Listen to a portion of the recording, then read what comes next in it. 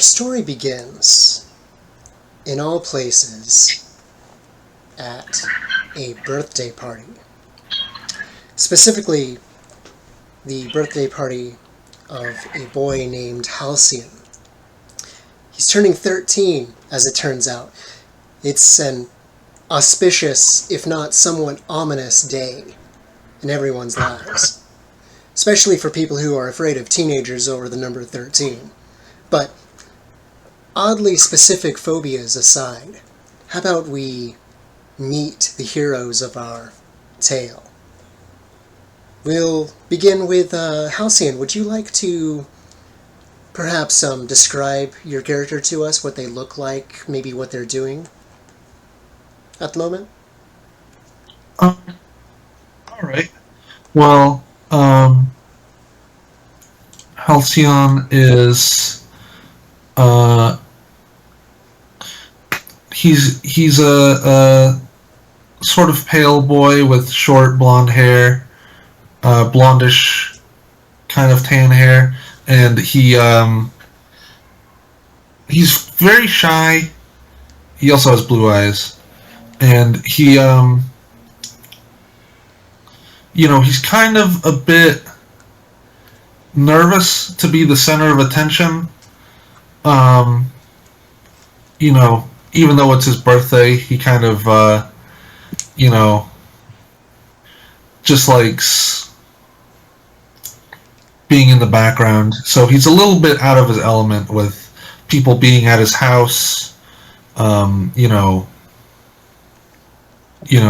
to him. He's a bit, shy, he's a bit shy. Completely fair. More of an introverted sort of individual. Nice. Alright, and so let's move on to some of the people, and I say that with air quotes in some circumstances, who are attending your birthday party.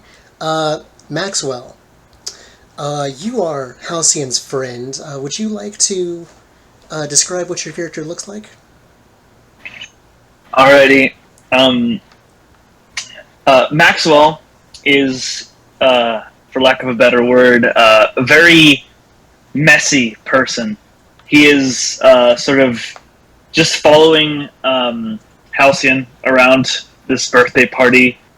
He's not dressed very well. He's just khakis and like this dark red sweatshirt.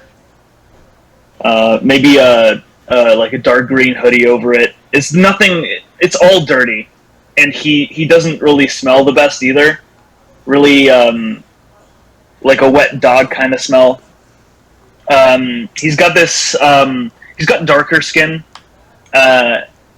and brown eyes, brown hair. Just the generic, not very standoffish. Not a very doesn't stand out a lot. And he's just sort of following Halcyon around. If people get too close, he'll like stare at them, and it's not like he's interested in them or anything. It's just that he tries to unnerve them by just looking at them and sort of trying to will them to go away. A veritable guard dog, as it were. And people do give you quite a wide berth, you notice. Perhaps because they are intimidated. Perhaps because of the smell. Maybe it's a combination of both even. It's kind of hard to say, right? Either way, you're quite imposing. And then let's go ahead and we'll head over to Beatrice. What's Beatrice up to? What's she look like? What's she doing? Beatrice is outside, with her nice big hat, and her long, red-headed hair. She's currently trying to gather up enough flowers and weeds to string together into a flower crown, first for herself, and then also for Halcyon. Okay, yeah. It takes you a bit, but you do manage to find, sufficient flowers to do that, and you're able to, in time, weave them together. Would you like to present the gift to Halcyon?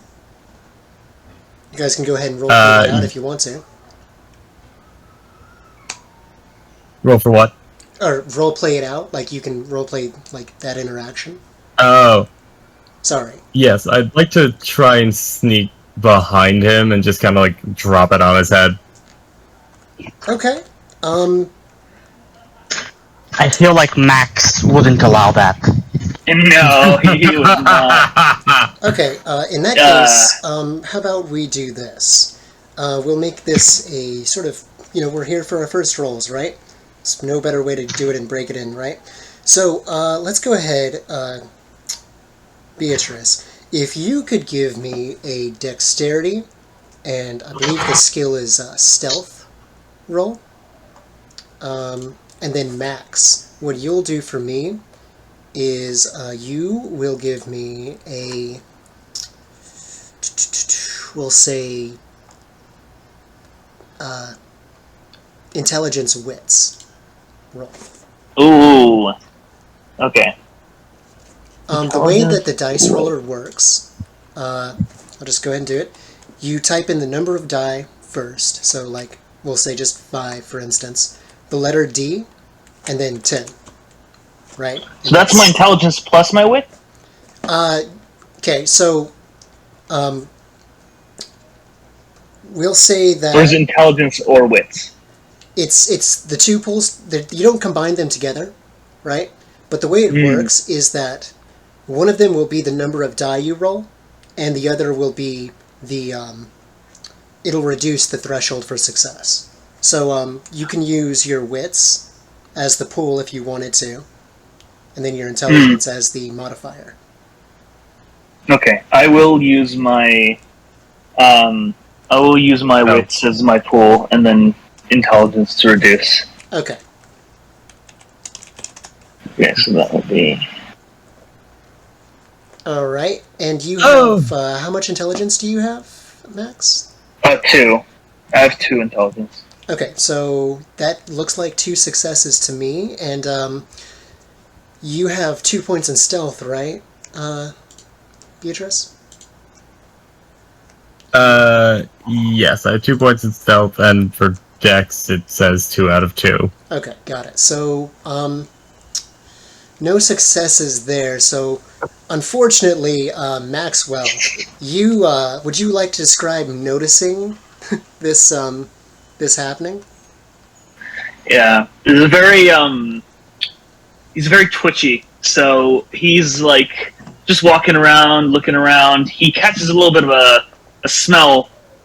He smells flowers, and he doesn't like flowers, so he's gonna look to the left, and he sees Beatrice approaching, and he's gonna try and interject. Okay. Does he, like, step between them, or does he say something to Beatrice, or how does he interject? He grabs the flowers. He grabs the flower crown. Oh, he's grabbing the flower crown. Oh, no. Okay. So... Okay. We'll say you grab the crown from Beatrice. How does Beatrice react to this? Hey, that's mine!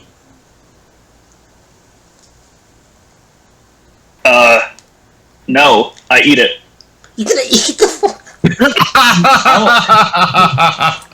I don't know. I gotta get rid of the. I don't like flowers. Deeply funny. It's just poison. Destroy the evidence. You get poisoned. Who makes a flower crown out of poisoned plants? Come on.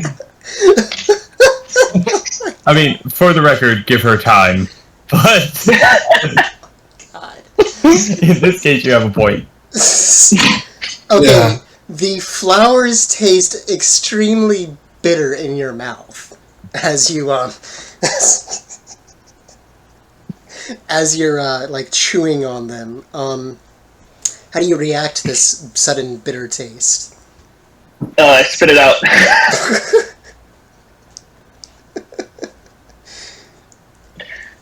And what's Halcyon making of this whole thing as he's like sitting there watching this? Halcyon's just like, um, yeah, sorry, he's like this.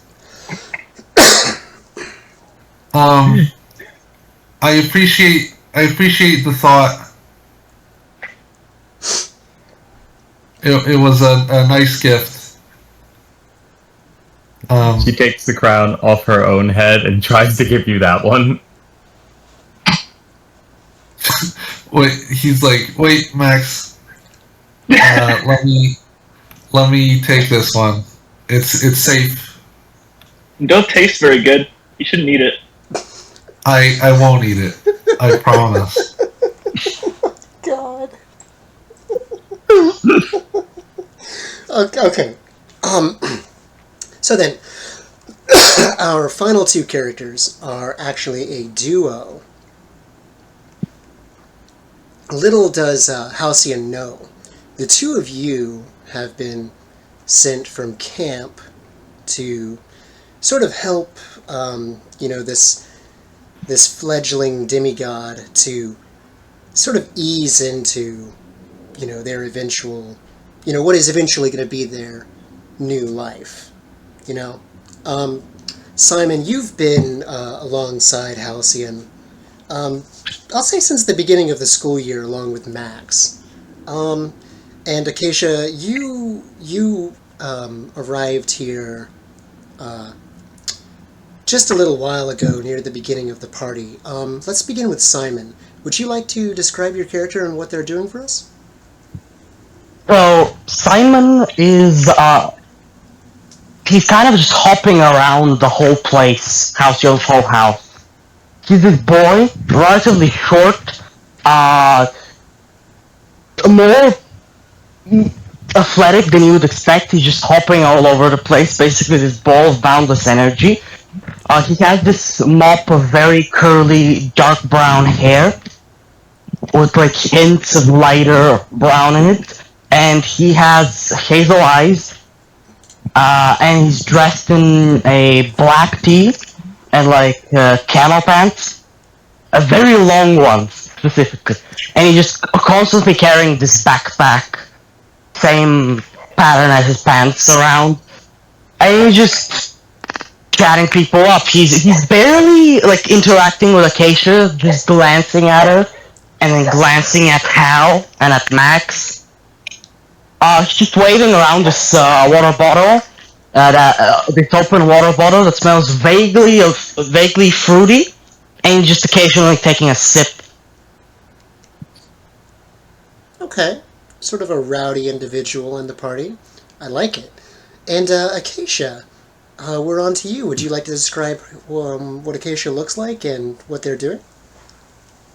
Could it possibly be any more different from Simon? And okay, Acacia has long strawberry blonde hair and a ponytail, hair with dark brown eyes.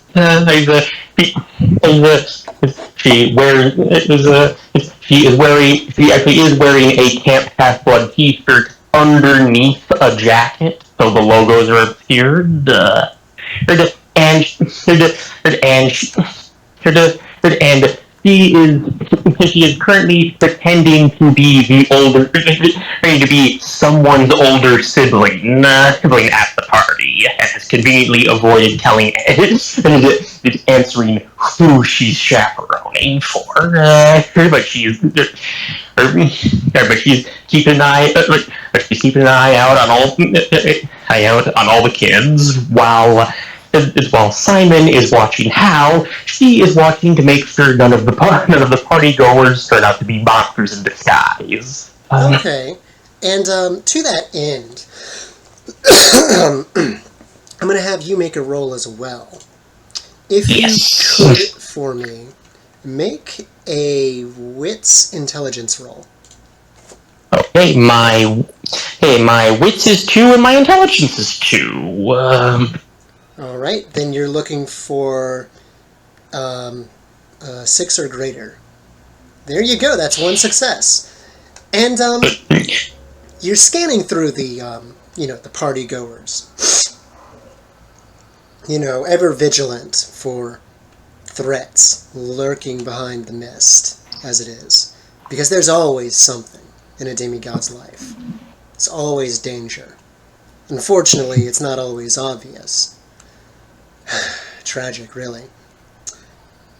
And you do spot something that gives you sort of pause for thought. You see this girl. She has sort of like medium length black hair and like these just startlingly bright sort of green eyes. And you notice that she seems to be like almost like there's something about her eyes besides the color. It's almost like they're distant in a way, or perhaps foggy even. Maybe she didn't get a good night of sleep, or maybe it's something else in fact. And you notice as you trace her vision of where she's looking, she seems to be like just dead set staring down at Halcyon and his group of friends, the people that you were sent here to look after. Hey,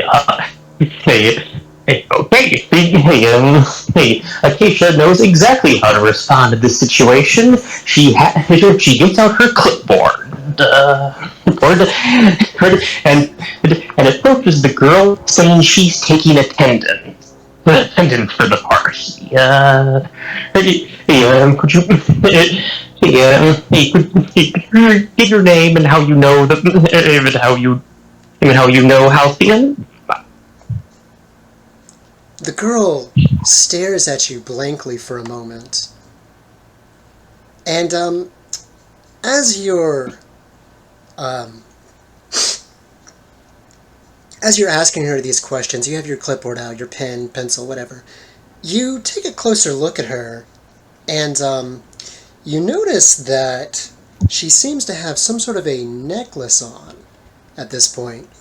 It's rather simple in design, and it's sort of this like red spiraling shape. But it's quite, perhaps pretty looking. It's kind of shiny. Seems maybe they've only gotten this recently. It doesn't seem to have any sort of scuffs or anything of that nature. And at this point, I'm going to go ahead and go back to Beatrice for just a moment. Beatrice, you have a perk that's Sense Magic, and you are able to, sense, of course, magical effects going on in the area around you. I have that now? You do have that now. You are, you might be mortal, but you are a thaumaturge, even now. So you've become attuned to these sort of things, and you have gained the ability to, sense magic going on around you. The way the perk works is that whenever you do sense magic, you get to describe what it feels like to you, and it can be sort of anything. You can flavor it however you want. And there's also a drawback incitement that you can use. And the condition that it gives you is detailed in the perk text. So you sense this magic going on. Would you like to describe what it feels like to Beatrice? Right now, it kind of just feels like she's getting very overwhelmed and very not angry, but just like kind of teenage emotional, and she feels like she needs to like take a step back from everything. It's probably just because someone ruined one of her flower crowns. You know how long I've worked on that flower crown? Okay, that's fair.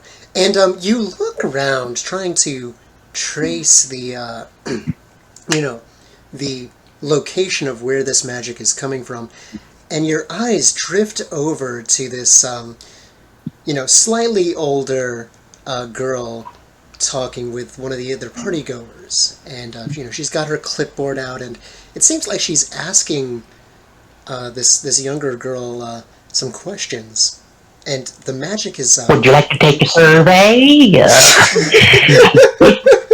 And the magic is coming from something happening over there. You can just sense it very strongly. Well, it's definitely the clipboard. Sorry, go ahead. My bad. That was maybe a joke. Okay. Would you like to investigate that, or are you just like watching for the moment? At this point in her life, does she understand magic to be actual magic? She could. I mean, it's entirely possible that she views it that way, or maybe she's still making up her mind about that. This is a great time to explain another mechanic of this game: reflections. Reflections are questions that your character comes upon in their life or their circumstances, and you write these questions down. You can use it on your sheet or a notepad or anywhere. You can even use your personal channel here on the Discord if you want to. And when you find a satisfying answer to this question, keep a log of it, and then when you find that answer, you can gain a point of experience for having found it. Interesting. Well, in the immediate moment, I don't think she registers this as actually being magic. I think she thinks it's just herself and her reaction to a situation. Fair enough. I think she's gonna go to kind of take a step back and remove herself. Okay. Then heading back over to Acacia and this strangely quiet, distant girl. She looks at you with those eyes, and she almost sort of mutters in response to you, almost sleepily, it seems. And what she says to you is that she looks at you and she says, "Sam." Just the single word response. She just gives you a name. Acacia has been using a red pen to draw a spiral shape on the piece of paper on the clipboard paper and writes Sam underneath it. She takes notes. Okay. So, in the meanwhile, can Simon notice Acacia interacting with this girl? Absolutely, yeah, you can do that. You probably. So Simon, in fact, she might be using another hand to do a signal behind her back to attract Simon's attention. Simon immediately notices his eyes snap towards the girl, and all his party charm just kind of falls for just a second, takes a big sniff of the air, and he uses his own detection ability. What was that called? Yeah, wits plus survival it was. Yep, so the wits is your pull, and the survival is your modifier. Yeah, my wits is about 3. Yeah, it's 3, and my survival is 2. Okay, so you're looking for a 6 or higher to get a success. How exactly did we roll? Slash? No, there's no slash command. You just type in the number of die, and then D10. Just, so... Yep, there you go. And this is another thing. When you roll a 10, you roll another die, and it's basically like your die has like exploded, so you can potentially get more successes. So go ahead and roll. Yeah, I know that. I know that mechanic. Okay. I played Chronicles and World of Darkness. Similar thing. Hope to be like, this seems I have it. suspiciously familiar. Yeah. And that's another success. All right, so that's 2 successes total. And Just a quick question, because I haven't played Chronicles of Darkness. Does rolling a 1 subtract 1 success? no, it doesn't. Nope. Okay. Okay. Yeah, because I had heard of that in World of Darkness. Just that I didn't know which edition it was. And you take a big sniff of the air, just to, really taking it in, and much to your relief, perhaps. Well, actually, no, because Max is there. That's right. I forgot. You do smell a monster around you, but you recognize this scent because you and Max would be, very close together this entire time during the school year. It's the smell of wet dog and monster. And it's just very, very overpowering. It's just like, almost in your nostrils. But besides Max, you don't notice any other monsters in the area. So, whatever this girl is, whoever she is, she doesn't seem to be a monster. So, Simon opens his water bottle. That fruity little smell enters the room again. He just takes another sip. And then he decides, even if she's not a monster, good idea to just get a closer look at Cal. And, be closer if something happens. He just skips away. Okay. And I guess it's... You go ahead. And, yeah. Sorry, He I didn't skips realize away. you're still going. Keep going, my bad. Yeah, he skips away and he just finds the flower crown on the floor, picks it up, gives a good sniff, and starts munching the leaves. But the only crown on the floor is the one that fucking... It's the one I spat out. It's the one that I spat out onto the ground after killing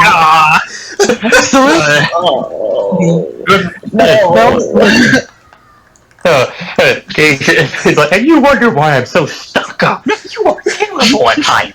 Into the human world. Oh my god, I'm fucking dying here. Yeah, is it alright, Hal? I saw no one was using this one.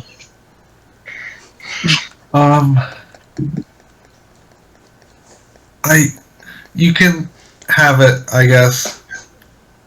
Oh my god. I don't recommend it. It doesn't taste good. No, I think it tastes really nice. You are weird. You are so strange. You're the one who ate the flowers in the first place. Okay, but I say try everything once, and if you don't like it, don't try it again. I've tried it once. This is my first time eating a flower crown. Okay. Someone picked these up to be especially tasty, actually. Yeah. Okay. Each their own, I suppose. Okay, And in the meanwhile, and at he's this... just... Sorry, go ahead. Can I? Yeah, sorry. So in the meanwhile, he's just kind of, looking over his shoulder just barely at the girl and seeing if Acacia is still, talking to her. They are... Acacia might be finished by now. I don't know how long she can stall. And, yeah, they're still talking. It's a very awkward, sort of, perhaps one-sided conversation, I imagine. Because this girl definitely does not seem to be very interested in talking to Acacia. But she isn't I would find exactly... it... But she's also not exactly making any sort of, like, aggressive maneuvers or anything. Like she's just sort of chilling, just standing there and just looking at Halcyon. And it's at this point I'll say that Well, Sam, I hope you're having fun at Halcyon's party today. Hey. and she looks at you as you say that, and she sort of gives a sleepy little sort of smile, and then it turns into this sort of almost annoyed frown with her eyebrows sort of like furrowed. Then it sort of goes back to a neutral expression, and she echoes your words and she says, "Fun." Yes. And it's at this point that Halcyon, your mom comes back. She had gone out to pick up your cake from, a nearby store, and she comes through into your. You guys lived. We said you lived in an apartment, right? Is that it? Right. Okay. In Queens, in Astoria, was it?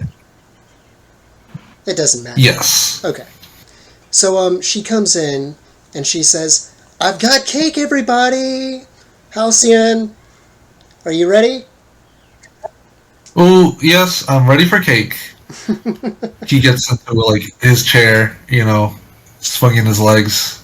Gotcha. And everybody sort of gathers around, and it's got a big 1-3 on the top, and she takes out one of those sort of like safety lighters. Your mom does, and it takes her a bit to sort of like strike, because those things are, they're real finicky, and so eventually she gets it after doing it enough times, and she, lights the 2 wicks on top of the numbers, and she says, "All right, honey, make a wish." And as she's doing that, Halcyon, you notice the girl. You notice her now, the one I was describing earlier with the sort of sleepy, distant look. She's just sort of like just staring you down almost as you're sitting in front of your cake, about to blow out your candles.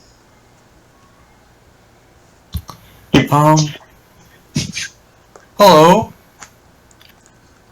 She Do I know you? She looks at you and you don't recognize her, actually. Like she doesn't look familiar to you. I mean, maybe she's one of your classmates from school. Your mom made a point of just trying to get people to come to the party, so to speak. Some sort of a point about being social, making friends, as it were. And she looks at you, and she doesn't really respond to you. She just almost seems like she just shrugs almost at you. And your mom says, "All right, honey, go ahead and blow out your candles before the wicks go." Okay. He's going to blow out the candles. And Can I tell you what he wishes for? yes, absolutely. He's just like, in his mind, he said, he's thinking, I just wish that the next school year is just gonna be normal. Oh, Halcyon. Oh, dear. Little does he know, his normal is about to change forever. And right as you go to blow out your candles, you see perhaps one of the most horrifying things that you have ever witnessed. The air in front of this girl who is just so intensely staring you down seems to shimmer, and you watch in horror as you see this like monstrous appearance just take the place of this girl, and reality seems to almost just shift inexplicably as you notice her form. she has these like just these like long, sharp fangs and these like piercing, green eyes as she's looking at you, and you notice that she has like a wing jutting off from one of her shoulders, and a donkey leg, as well as like some sort of a metal prosthetic leg, and she just lunges right at you, right as you go to blow out your cake. And then the perhaps most unexpected thing in your life happens. There's like an explosion almost as you blow out, and chunks of cake and fire just spew everywhere in front of you, just completely coating like everybody in front of you, right? Thankfully, nobody seems to be hurt by the fire, with the exception of this, the seeming monster that's just tried to like lunge out and attack you. The flames sort of like waft over her, and there's this like shriek, just as she sort of like just like recoils from surprise. Something you notice she sort of reaches towards her neck, and she pulls tightly against something like a necklace, you notice, and she just flings it to the ground, and then the next thing you notice is that she just vanishes, just into a sort of like ball of fire almost. And by now, the smoke alarms in your building are going off, and there's kids yelling, and cake everywhere, and now we can go ahead and get everybody's reaction to this turn of events. Let's start with Halcyon. Halcyon has, after he blows out the candles, causing a huge fiery explosion,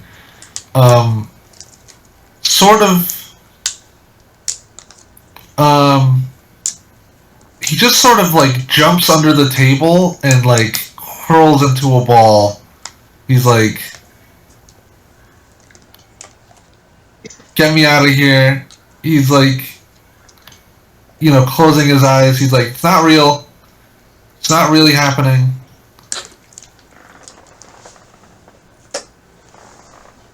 Okay. Unless someone stops him or his mother, he's going to hide, essentially. All right, and Max, since you would have been logically the next closest person as this was happening, how does Max react to this turn of events?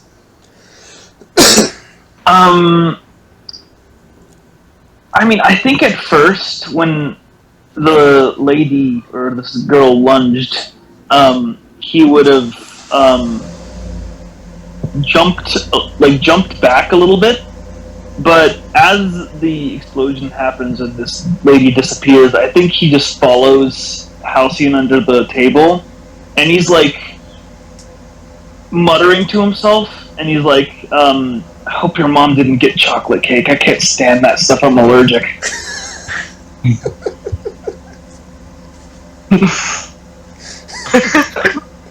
Oh God. That's fucking great. Okay, and Beatrice, I imagine all of this is just further exacerbating that sort of like, sensory overload you're sort of experiencing as you witness this series of events. How are you taking this? So yes, but that was awesome. She starts clapping. Oh. Oh God. And it's at this point, Beatrice, that you notice now where that feeling from earlier was coming from. You watch as this unfolds, and you watch as this this creature, seemingly sort of just rips something off of its neck and flings it to the ground, and you notice that it's perhaps a symbol familiar to you, a red spiral. It's quite pretty. in fact, if not somewhat charred from recently being engulfed in flames. Is the symbol still on the floor? It is, yeah. Oh, she's mesmerized. Ah, you can pick that up if you want to, or not. Oh, absolutely. Got it. And then we're gonna go ahead and go to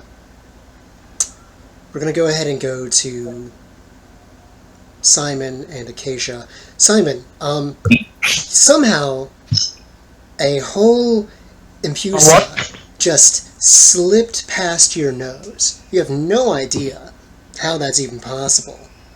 But I think you yeah. said there weren't. I thought you said it wasn't a monster. So Simon just, as the creature lunges, his eyes widen, and he just reaches into a back pocket on his jeans, and he almost pulls something out, and then bam, the fire and the monster just disappears. He just curses under his breath. Fuck, damn it. How didn't I smell her? I think you need your nose checked, Simon. And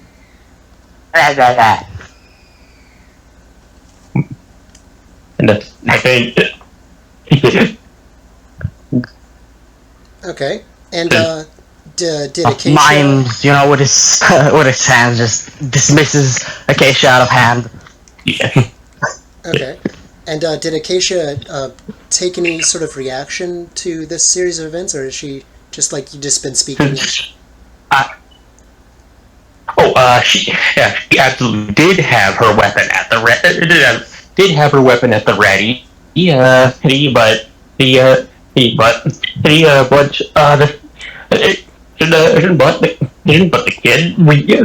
the kid's instinct kicked in at the right moment. But with all the smoke alarms going off, I imagine Acacia was the one to pull the fire alarm. Gotcha. Yeah, and you notice that everybody seems to be sort of, shuffling out of the building, as it were. And sorry, guys. My throat is a little... Simon, as you said, Simon, watch it. Such a moment, you up front. Okay. Nods. Okay. And once the sort of chaos is somewhat quelled, your mom managed to grab a nearby fire extinguisher, because every apartment has to have one, and she put out any sort of lingering flames, but it's going to be quite a mess to clean up, to say the least. And you'd imagine the apartment owner is going to have more than a few questions about, why there was an explosive fire happening inside of your apartment. But that's going to be a problem for your mom more so than it is going to be a problem for you, Hal. And after the immediate chaos dies down, she sort of claps her hands and she says, "Okay, everybody, I think that we're going to have to call the party here today. So." And she sort of just seems like at a loss for words almost, as she's sort of like just sort of stuttering out these explanations. For me, at least a little, your voice is cutting off. Oh, is that happening for anybody else? No. Yeah, mine's fine. You stuttered a bit, but I stutter constantly, so I didn't notice. Gotcha. It might be a connection issue on your end, Hope. I'm not sure. Let me reconnect. Yeah, you can go ahead. Okay, we'll just wait for him for just a minute. So a question for like knowledge that Acacia has. Does she does Acacia know if the mom is clued in Yes. I'll say that you and Simon sort of talked with Mrs. King, or Miss King, because she's not married. You talked Yeah. with Halcyon's mom, and she's aware of everything. She knows you guys are there to help bring Hal to camp. She is aware of everything that's happening. Yes. Okay, so after the fire alarm, then she would come. Then Acacia would come back and talk to Miss King. And talk to Miss King. Probably hand her a script of what to tell. A script of what to tell emergency services. Even if there isn't evidence of a gas leak, I assure you they'll find it. I assure you they'll find it. Yes, the mist does have so many ways of convincing mortals that everything is perfectly mundane, doesn't it? Yeah. Yeah. And Can Simon be tasked with herding the voice? you mean like gathering everybody together to presumably leave? Yep. Yeah, you can absolutely you can do that. I will say that after as soon as she can, Hal, your mom comes over to you. Clearly, she's worried about everything that's just happened, and especially worried about you, her son, and she doesn't touch you, but she says, Hal, it's okay now. Hal kind of, slowly crawls out from his hiding spot and just goes, "What just happened?" It's a long story, sweetie, but and she sighs heavily as she's just just sucking on her lips, trying to find the words for, how do you explain this to someone, especially a kid. Hal, honey, we're gonna have to leave. I'm gonna explain everything to you on the way, but for now, we have to go. You have your bag packed, right? For the surprise I told you about? Yeah. Okay.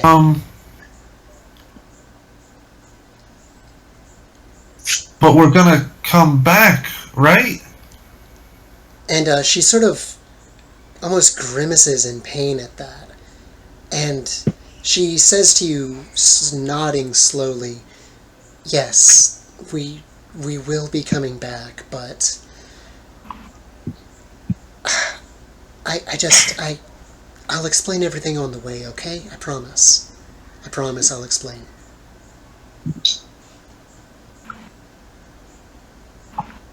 Okay. Alright.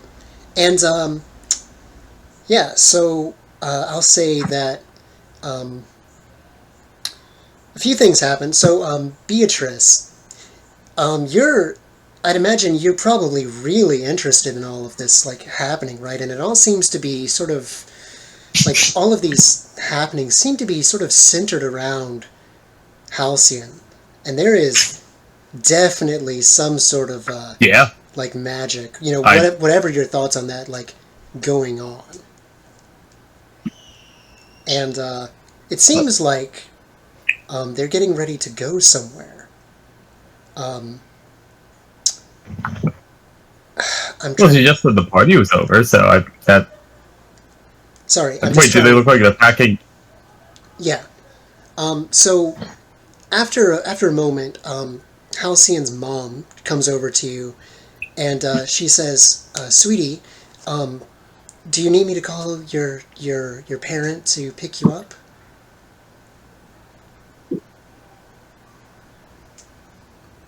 And she's saying that to Beatrice. Yeah, no, that'd be good.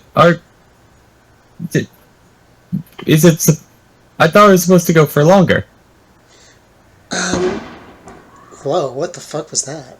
Sorry about that if you guys heard that in the background. I think that was a firework? I hope it was a firework anyway. Anyways. Well, that was the plan, yes, but well, things have changed really quickly, and yeah, and I'd imagine you're really curious about like where all of this is going to go, right, Beatrice? Uh, she was actually going to ask, do you have a present for Halcyon somewhere else? It's a surprise for him. Yes. It's a trip to She go looks somewhere. very conspiratorial. This is a great idea. And you know that given your skills and what you can do, because you can use the mist. Like you may not understand exactly what it is, but you know that you can sort of alter people's exceptions. You could totally sneak along with them and like see where all of this goes if you wanted to. That is absolutely the plan, yes. Okay. So I'd imagine you're like pretending to go along with going home, and then as soon as you see the opportunity to do so, I'll say that you sort of sneak into the back of the minivan that they have, and you're just like chilling there as we're moving into the new scene. Yeah, she That's just rolls funny up into a because- ball. That's funny because I think that Max would have done the same. So she jumps into the back of the minivan, and then Max is already there. You guys jump in at the same time. Hi. And with you two in the back seat, I imagine Simon pops over who was hiding in the very back of the minivan. Oh my god. See, Simon would, Paul's mom would know about Simon, so he'd just be in the front, but then he'd pop in because there's more people, and the more, the merrier. So, Okay, so here's what I'm going to say happens. You guys, because you realize that they're getting ready to leave. So Beatrice and Max, you guys, you do your thing. You're veritable stowaways, as it were, on the King family minivan, and you're hiding in your own ways with the mist. And everybody else sort of piles in. Very quickly, you notice your mom seems to be in quite a rush, as it is. And, oh my god, I fucking hate this so much. I'm sorry, guys. Very quickly, your mom, and as safely as she can, of course, begins to drive you somewhere. You, Acacia, and Simon. As far as you know, everybody else went home, Halcyon. Do you say anything as you're beginning to drive through New York?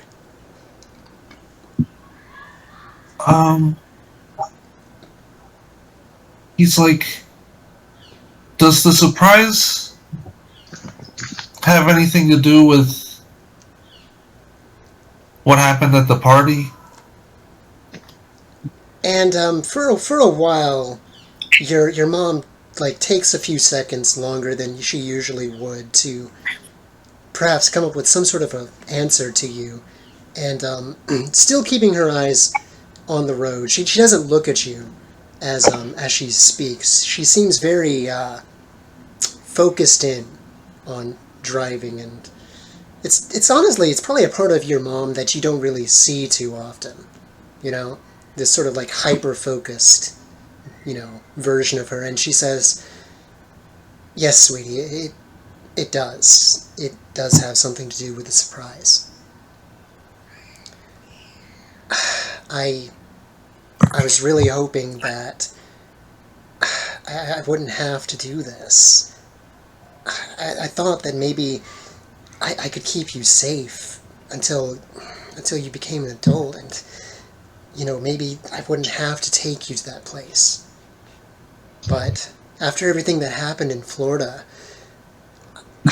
I knew that I couldn't do that. I couldn't keep you safe." The This is about the horses? Well, Halcyon, and she addresses you with your full name there, you see. She usually, sometimes, in lighter moods, she'll just call you Hal. It's not too terribly often. It's only when things get, really serious, or, when you're in trouble, that she uses, your full name. They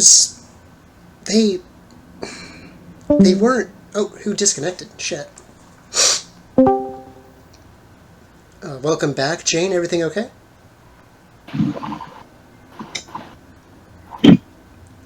Okay. I'll just continue then. They weren't really horses. They... Not entirely. It's really difficult for me to explain to you, because I can't see the world in exactly the same way that you do.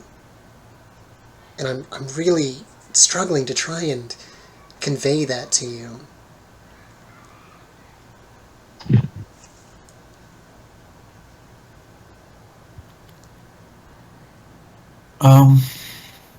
If the mother's having trouble, Acacia would offer a pamphlet. Okay. All right. Yeah. Go ahead and do the role play. You got this.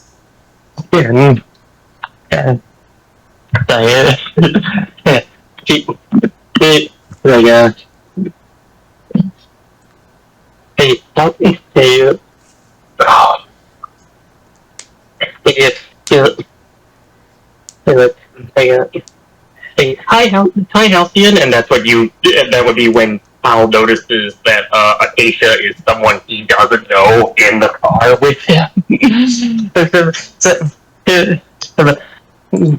Hi, Halcyon, I'm your cousin. And we're since you're part surprise. I'm part. Halcyon's just like, is this a surprise? I have a cousin? You got a lot more. You have a lot of cousins. Since we're going to visit, we're going to visit them, and she opens up her bag. And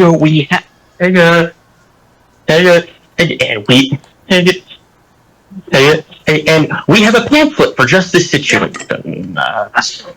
She made it in early '90s Microsoft a trifold mode for Microsoft Word, so it's kind of hastily thrown together and just like so. And it's got a really silly title like, "Oh, you're half like so you're lost. So you're half Olympian." And you begin to look through this pamphlet, and I'd imagine it's sort of giving there's things that really perhaps just don't really make much sense, like half Olympian and camp Half-Blood. What kind of a name for a camp is that? Like what? And perhaps you see images of kids in these very bright, very standout sort of orange t-shirts, just doing various things that you would at a summer camp almost. Yeah, there's probably art from Mytho-Magic cards on them. Yeah, that's true. I was just kind of sighs. Who gave you the pamphlet? I didn't sign off on it. It's like it makes things go. And I told you, Simon, it makes things go. It makes things go quicker. We're on a schedule. How much quicker? I think it just confuses people. Wait, Simon was in on the secret? How many people know about the secret?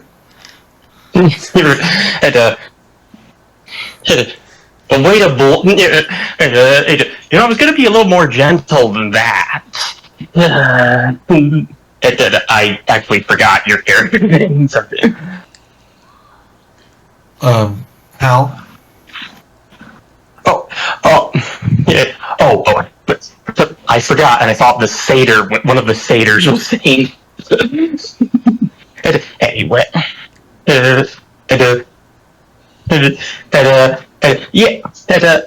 there's no delicate way to put this how we kind of you're kind of the last person to know this. But it was for your own safety. I swear. And how do you react to being kept in the dark, Halcyon? Halcyon is a little freaked out. Especially when everyone keeps saying safety for his safety. He asks just out to the car, am I not safe right now? What's going on? You're never safe, but don't worry. You'll be safe. Yeah, you'll be safe at Camp. You'll be safe at Camp Half-Blood. Half-Blood. No monsters can get in there. And meanwhile, Monster? Beatrice and Max are just in the back of the car listening to all of this. Actually, I have a question. Yeah. It's a really weird gift. Can Simon just stop for a moment, sniff the air, and try and, figure out who's in the back? I would say that Simon probably wouldn't suspect it because, Max's scent is like all over Halcyon because of just how close they were. So it's like even though he's presumably not there anymore, you can still smell like the monster and the wet dog smell. It's just that strong. Really, is he that pinky? Yes. In fact, he might have even been in his own sort of way, perhaps keeping Halcyon safe by sort of overpowering even just a little bit the sense of Halcyon's divine heritage. So, doing a real good job there, Max. Hell yeah. Hell yeah. So, sorry to interrupt there, Halcyon. Could you continue with what you were saying? I'm sorry. Yeah, you guys are saying there's someone after me? Yeah. Hey, no, we're saying there's a lot of. No, we're saying there's some things after you. And now that you know that,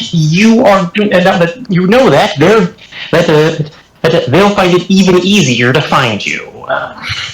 Damn, Acacia is just like not holding back on these revelations. No. Our family gives off a distinct smell. You smell very tasty. Hey, thank you. Hey, wait a minute! Well, I'll admit, the monsters have a point. And your mom begins to explain more how it's because of your father.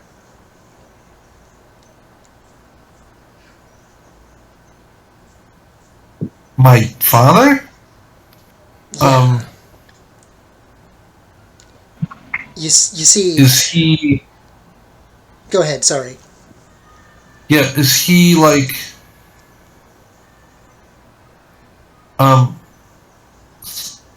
one of these Olympians, like in the pamphlet? And she looks almost like embarrassed, in a way, suddenly. I don't know.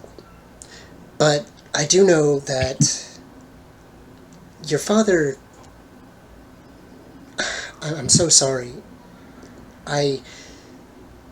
Your father isn't dead.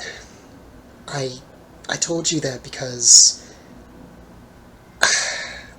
if I told you the truth about who you really are, like they explained to you, that would only make these things attack you quicker and more viciously. I had to lie to you. And I'm so sorry about that. Your father is a god.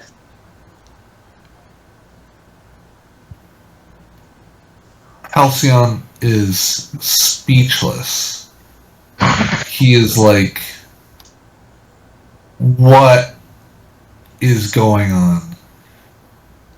Like, he knows, like, when his mom is lying, and she's not lying.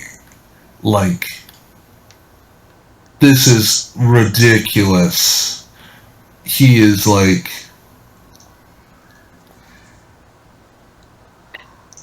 he's looking around the car at all of these faces, like measuring to see if they're all accepting and understanding of the information that is revealed. Like, you all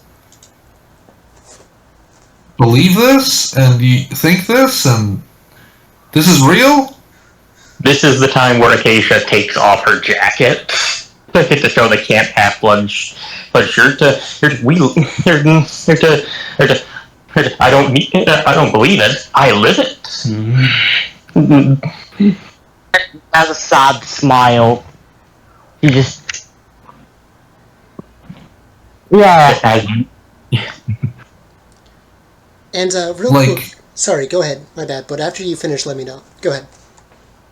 Halcyon's just like, what do you mean a god? Like, what is a god of what? And before I answer that, Beatrice, you're listening to this conversation, and they're talking about things like gods and Olympians, and you recognize a lot of this from that book that you found. Like, you know, however long ago you found it. You know, like, now they're talking about it. It's like, is that really a coincidence? I lean over to Max and I say, "This is a crazy gift." Yeah, I don't like it. I don't like it at all. I feel. It's really suspicious. I feel that is loud enough for Simon to catch. Okay, alright. So here's what I'll say then. Simon. I in no way object to that. Go ahead, Simon, and give me a wits intelligence roll. So, okay, wits is base, and intelligence is modifier, I guess. Yep.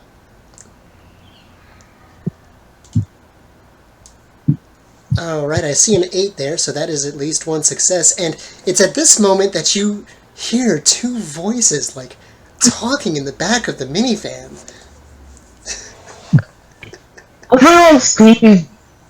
Simon's ears kind of perk up, and to Halcyon, it would look very strange, because those are not human ears, and he just stares at the back of the truck. He's like, "What are you two doing there?" Whoa, what's going on with your ears?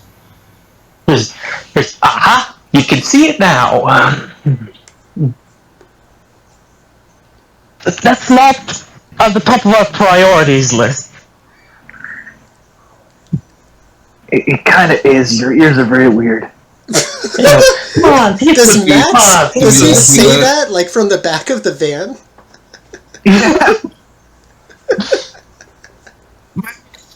Did you sneak into my car again?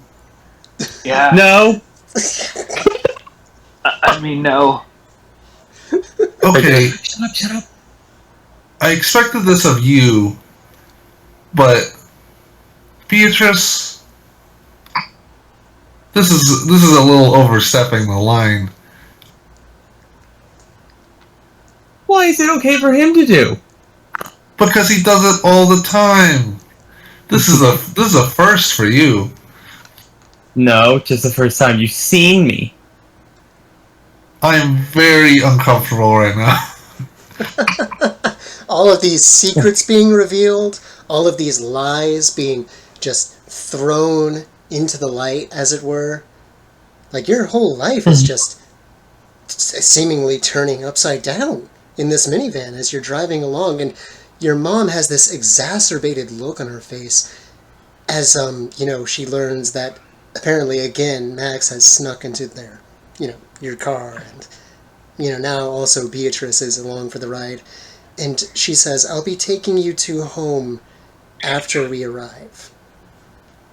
Because by now, enough time has passed where you're getting out there. Like, you're sort of driving through the country. You're not sure where you're going exactly, but you're definitely getting outside of the city.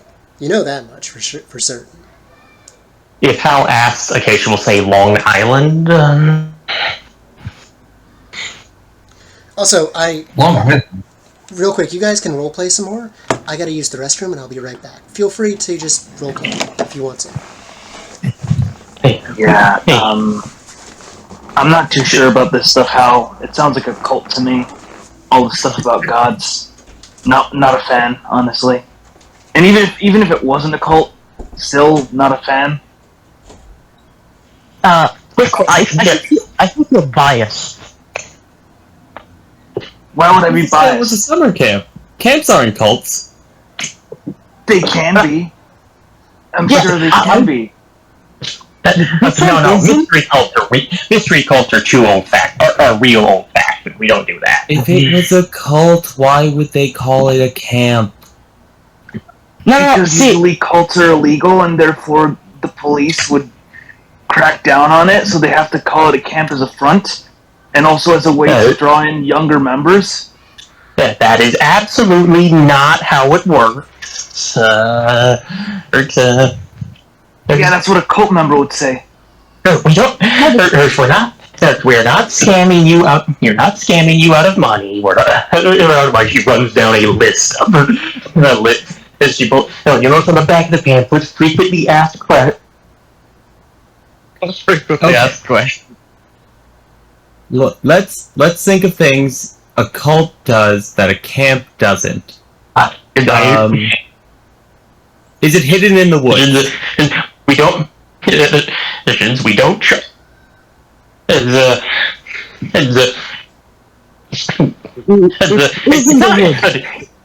It's not. It's not hit. It's not hidden. Not from you. And we have lovely strawberry. And we have lovely strawberry fields that provide the main income. Of course, it has to have a front, right? Yeah, there has to be a way to launder the that money. only people in the cult are allowed to have. Hey, now look here. Wait, quick question. You should notice anything weird about Simon's ears? Yeah, they're weird. They're not people ears. that's a little offensive considering what you are. Oh, yeah. Like you can say, you ate the flower crown, okay? You tried? You tried? Wait, spat it out. Simon, did you eat off the floor again? I told you not to do that. You're supposed to be undercover in the human world. It just tries to look at Simon and she just goes cross-eyed. Don't get to be the boss of me. Only Dionysus has any authority over us.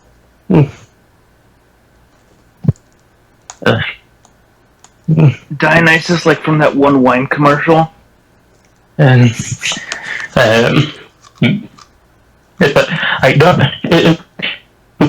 know they got an actor. They got an actor for that role because Mr. D isn't allowed to travel. Isn't allowed to travel without permission. Oh, Christ, that was not intentional. Sorry. Anyway, sorry, Miss King, that I snuck into your car again. I have to ask, was that cake chocolate? I can't have chocolate. And if you're willing, I would like to have a piece if it's not chocolate. And she replies to you, Maxwell, and she says, "It was chocolate, dear. I'm so sorry." Oh man. Okay, that's fine. Besides, find something I else don't to think you would really want a blown up charred cake, anyways. Oh, you have no I idea would what I mean. And I would mind her. So, Rising, do you say anything else to your mother as you're driving along? If not, we can go ahead and hop into the next scene. Hal's just like,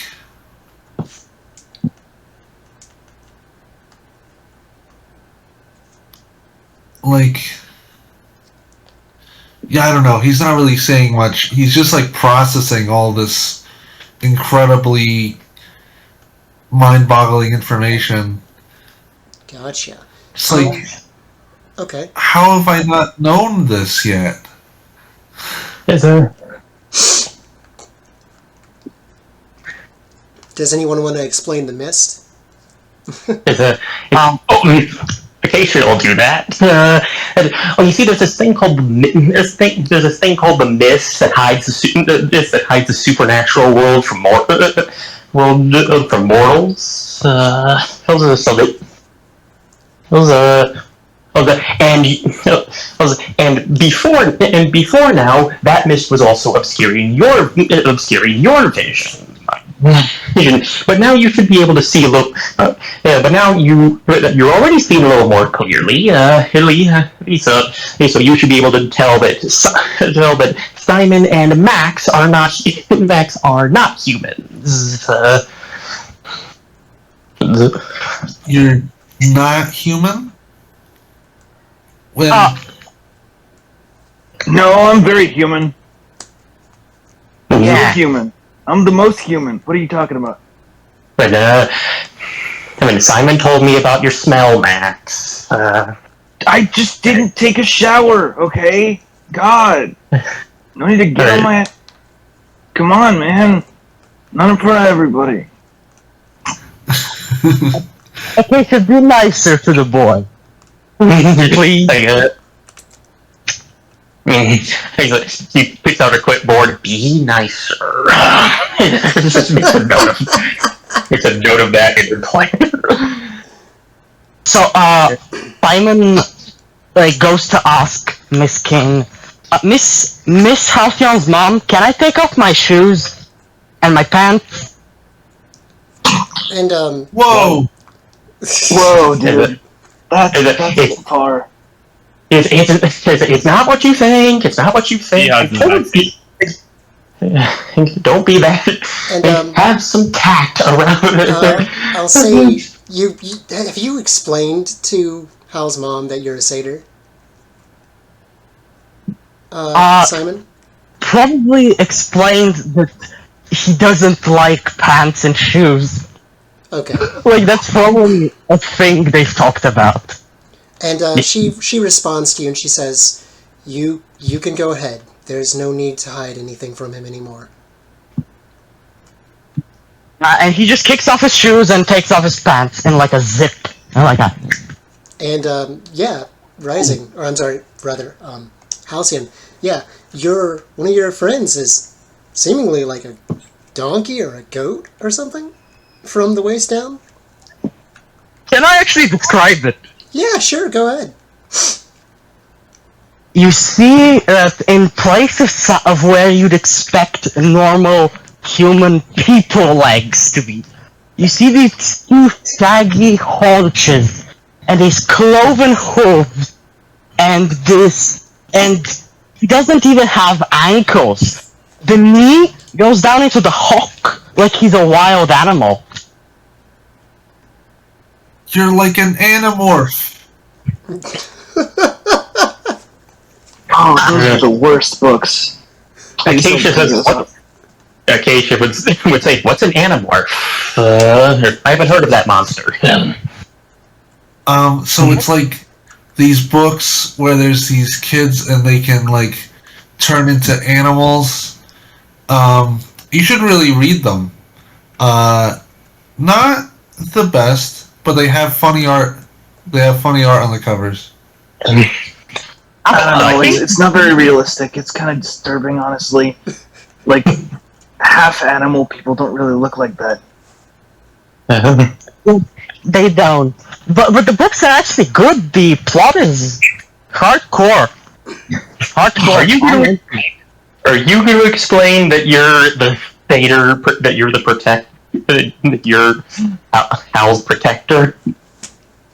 Oh yeah, that's the part where I do that, isn't it?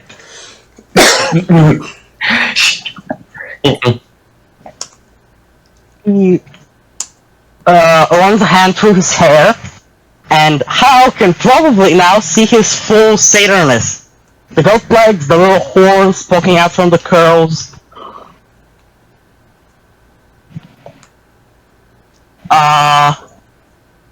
Okay, Hal, I'm supposed to be your protector. That's my job here. And I was keeping an eye on you all throughout the school year. Yeah. Oh, Mm-hmm. So, when we started being friends, that was because you had a job to do? No, not really. I mean, if I just wanted to do the job, I could have just been watching you from afar. I want to get to know you. But I also had a job to do. Both. Okay. He's like a little bit like Hal's just a little bit like, oh, I didn't realize you were tasked with protecting me. He's like, what exactly are these monsters, and why do they want to eat me? Because you smell really fucking good. Like, And you at that when you say that, Halcyon's mom, she like sort of glares over at you and she says, "Language, young man, language." Relax. Satyrs are herbivores. Don't worry, satyrs are herbivores. sorry, but yeah, it's see, you're a top blood, you're a demigod. They attract monsters. It's a long story, but imagine you're constantly smelling like freshly baked bread or like curly, juicy meat, and you're surrounded by like curry to me. Fair. That's also true. Let's take. Man, I'm really hungry right now. Sorry, I really wanted that cake. Okay. If there's Can I finish? if you have more to go, keep going. My bad. Sorry. So not only do you smell like that, you're kind of just surrounded by tigers, and they all want to eat you. Because obviously. That's what the monsters are. Also, a lot of them usually have a grudge against your Olympian parent. Assuming that he is an Olympian's child. Okay. Well, So she phrased it as. Also, a lot of them have grudges against the gods. So eating their half mortal children, is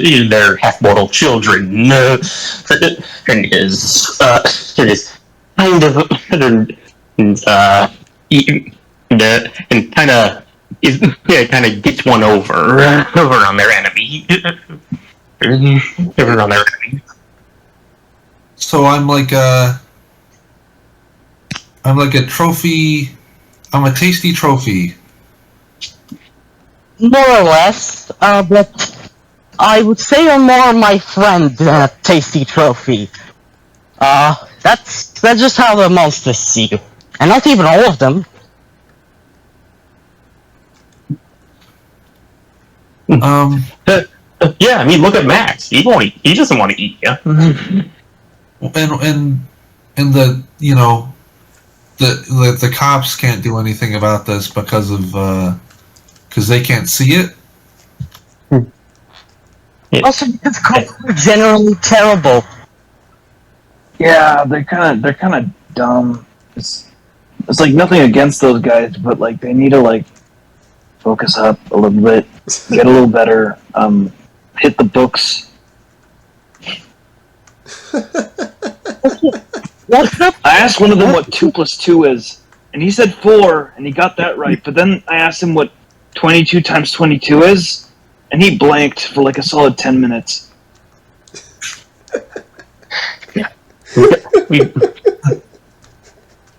The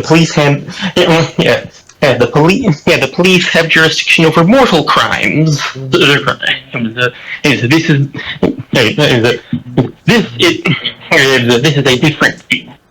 a different domain.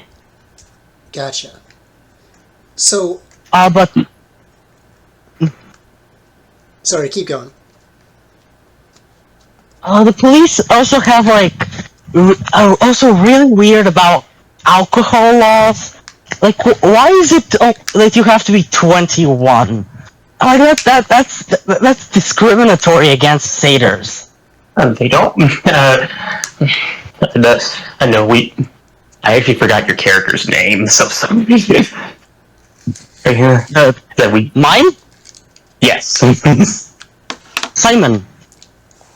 Yes. Of course, Simon's the satyr. Hal's the human. Simon, we've talked about this. Simon, we've talked about this. The rules are in place for a reason. He said, even if you're technically not human, you would still be setting a very bad example. And for the children you work with. I don't think eating flower crowns sets a very good example either. Just in general. I agree. I mean, Look, yeah, they don't really taste too good, so there's really no reason to eat them in the first place. you're a carnivore. That doesn't change anything, I don't think.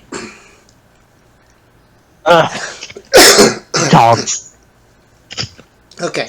So if there's nothing more, I have the next scene in mind. If you guys are ready to keep going. Yeah, okay.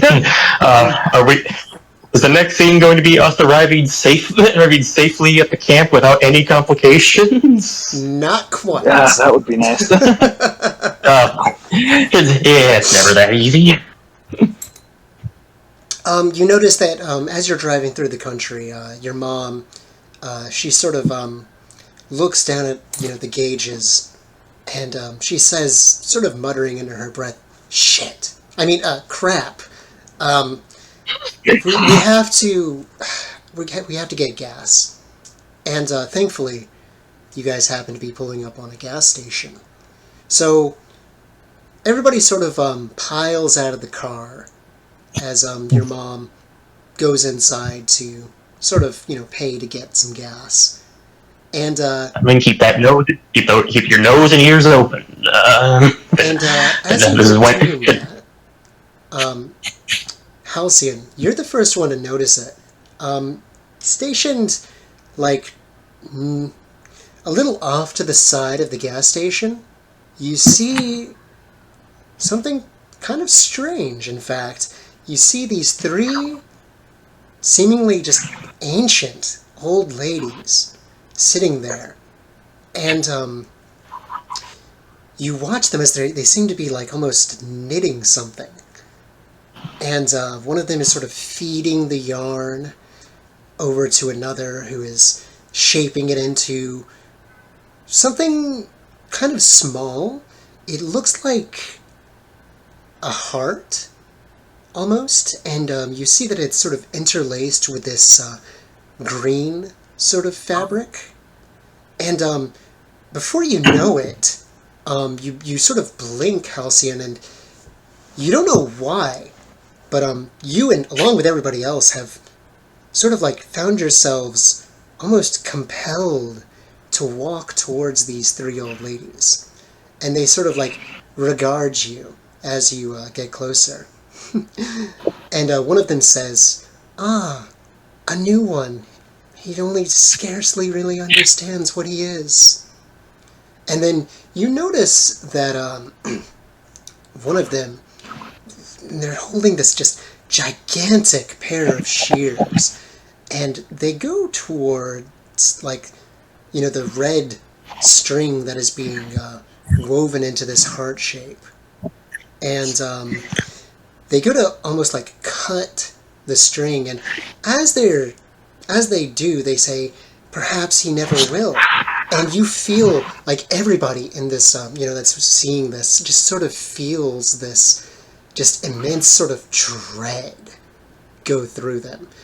But before the thread is cut, one of them just smacks the other's hand, just smacks the shears away, and they sort of chastise one of the old ladies, and she says, "You're always so quick to want to cut the string.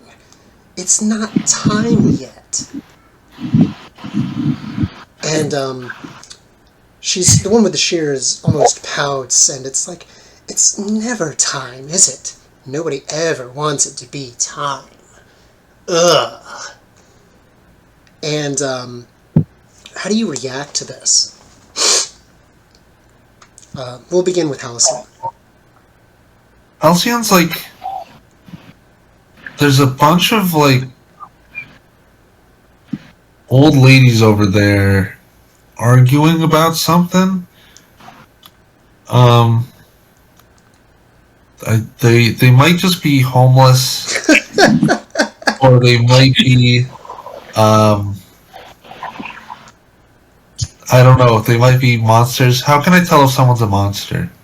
He's like squinting his eyes at them.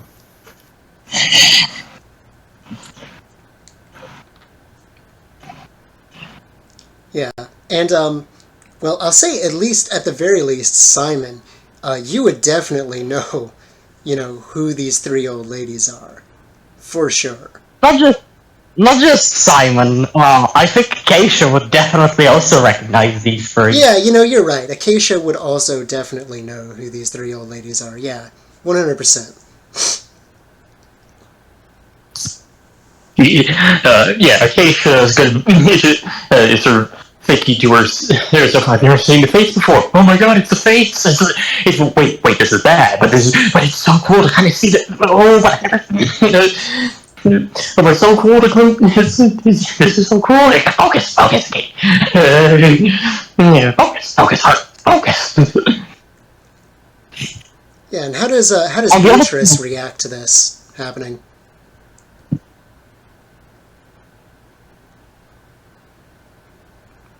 So how does Max react? No, how does Beatrice react? Oh, Beatrice. I think she's having an instance of like detecting magic where she's having trouble seeing all the magic. So she's just sort of squinting, trying to get like a better picture of what these three women actually look like. But it's never quite coming into focus for her. And she's just she really wants to see, but it's just not going well. The woes of being trapped behind the mist. The woes. And Max, you can go ahead and describe your reaction as well. Max is like terrified. He doesn't know who these old ladies are. He doesn't have like he doesn't have the formal education on all things spiritual that Acacia and Simon seem to. But he's like, there's something wrong with these old ladies, because they're just sitting here next to a gas station and knitting. That's weird. And Max has been homeless before, and he knows that's not what homeless people do. So he's like very scared right now. So he's gonna try and take a sniffer at these guys. See if they raise any suspicions there as well. And you can definitely smell the divinity coming off of them, but it's like a lot stronger than, for instance, what Hal smells like. Like these three are incredibly powerful, and they also smell just old, like just perhaps even the oldest sort of stench you've ever smelled, even. Oh no. Okay. Yeah, Max is gonna sort of just like cower back a little bit. And as they're... Sorry, go ahead, Simon.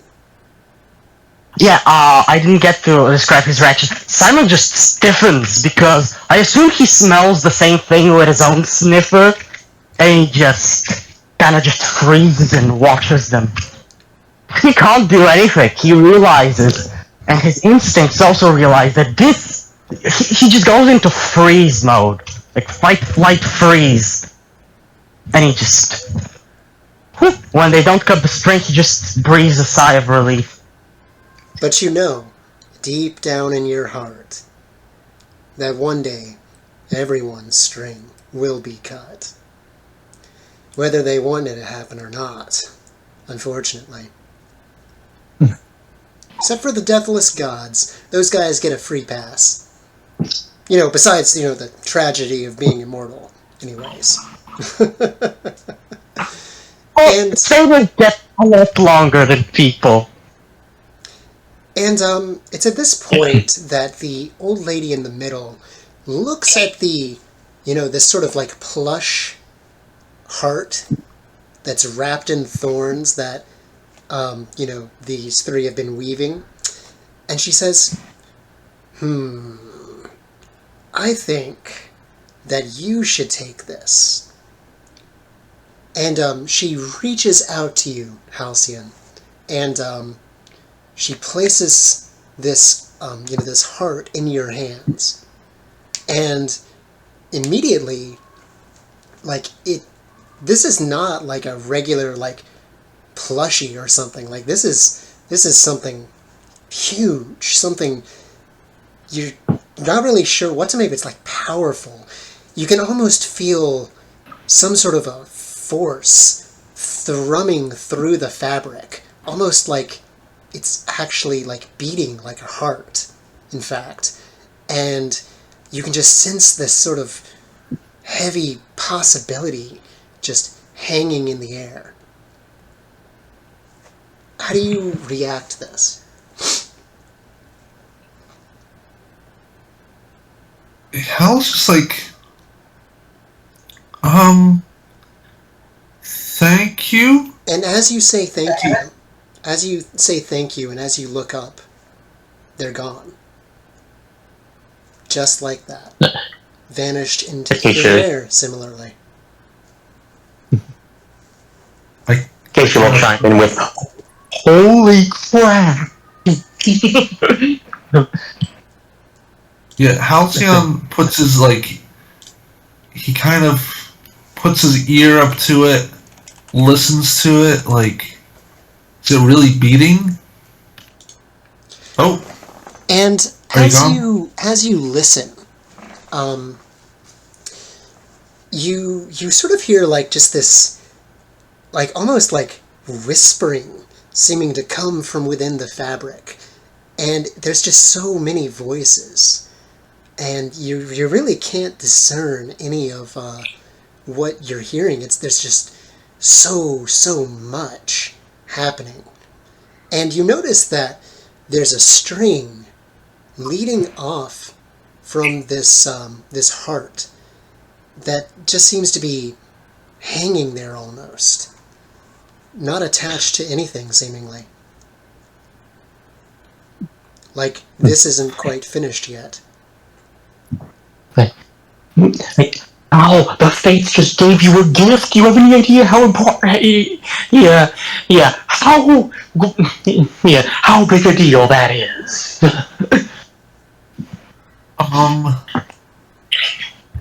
This feels What do I do with this? You keep that safe. This seems important. Yeah, that is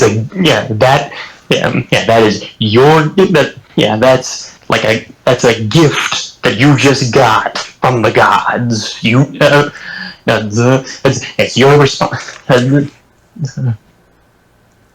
And as Acacia Simon, make sure he doesn't lose it. and as Acacia says the word responsibility, you do get that feeling like this is like something heavy, something almost like a burden, almost a responsibility, something that is in your hands now, Halcyon. You want to try eating it? Leans over and sniffs it. No eating the divine gifts. I don't know. Maybe that's the way to keep it safe is in your stomach. I don't know, man. You are hungry, aren't you? I am. I wanted cake, but apparently Miss King got chocolate cake. Yeah, But I don't know. I'm gonna wrap it up with cloth and put it in my backpack and zip it up, safe and contained.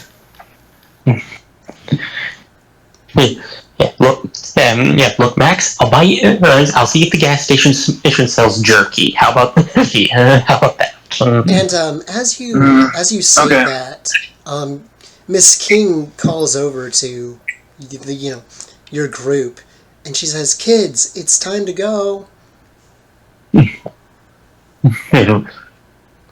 Oh man. Okay, running back.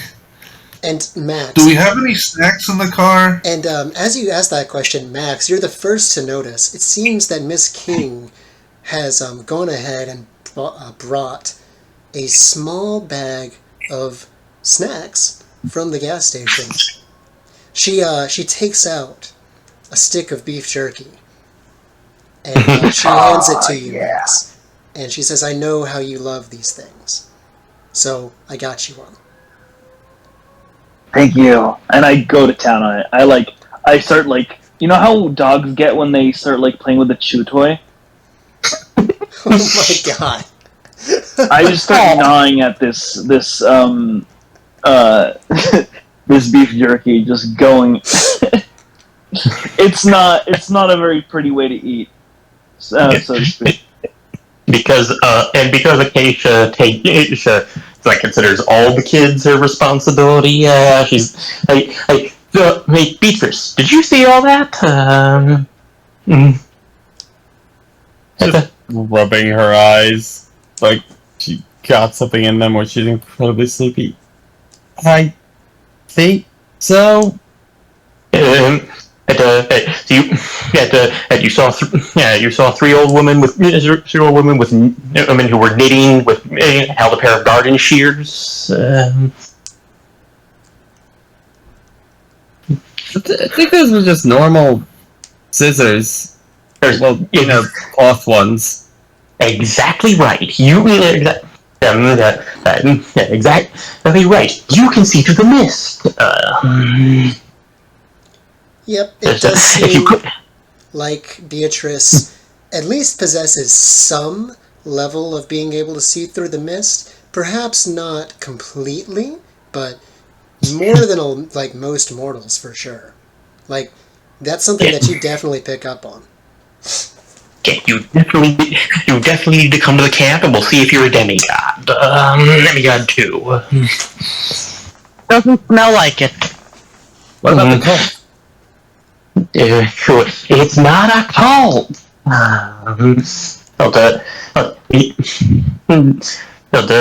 We don't do cults anymore. The word has a totally different connotation these days. The word has a totally different connotation in this era.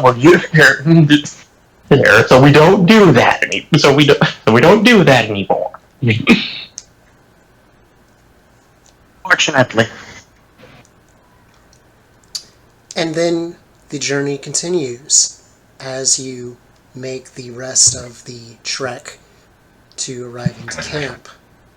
Thankfully, the rest of the trip goes off with so much as a hitch.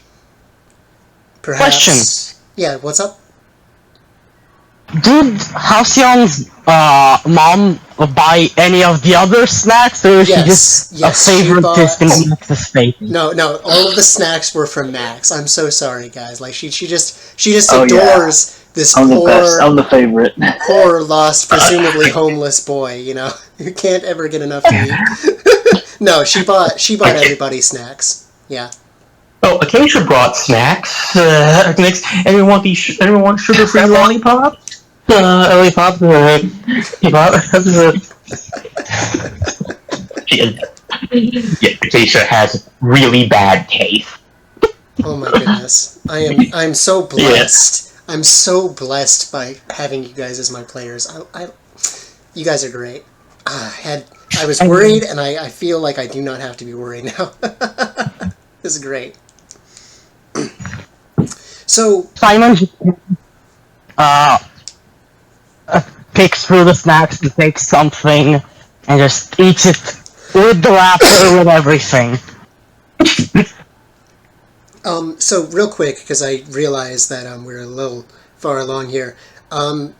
We're getting to the point where we can kind of leave this off. There's like one more thing. Because I think that, Kerr, you said you had to go, right? Around 2 hours in? Yeah, I do gotta go. Okay, can we do like one more thing and then we'll end it there? Is that okay? Yes. Okay, perfect. Because otherwise it's going to be kind of an awkward hang-off.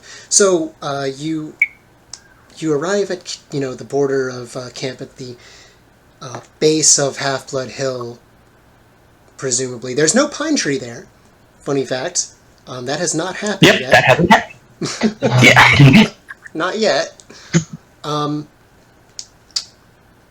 And words. Yeah, you're at the base of Half-Blood Hill, and no, nothing else really happened. And Hal, your mom, she looks at you, and she says, "We're here."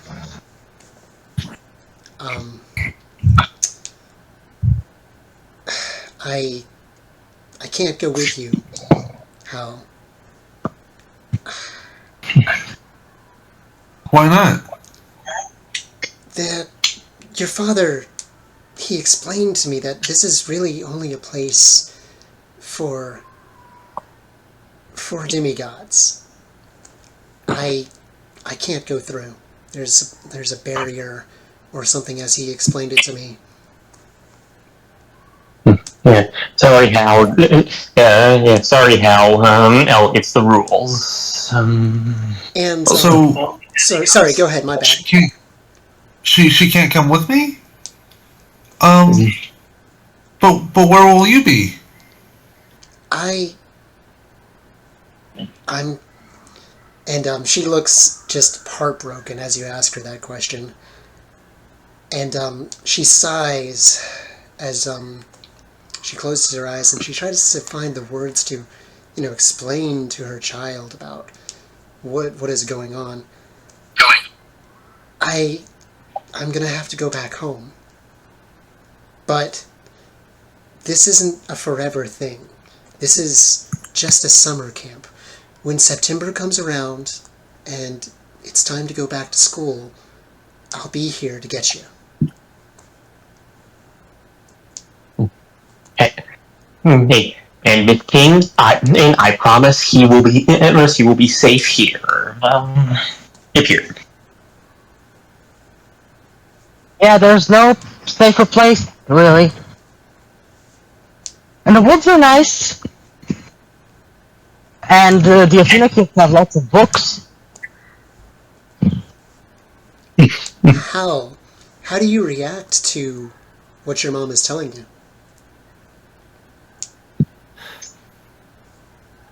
Hal is like he is trying his best not to cry. He's just like, but he's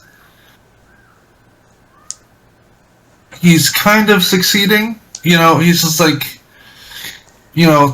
sniffles a bit and then just like nods and is like, okay. And your mom, seeing that, she leans in and she gives you a hug. And I hug her back really tightly. And she pats you on the back and she says, "You're gonna do great. I believe in you, Hal."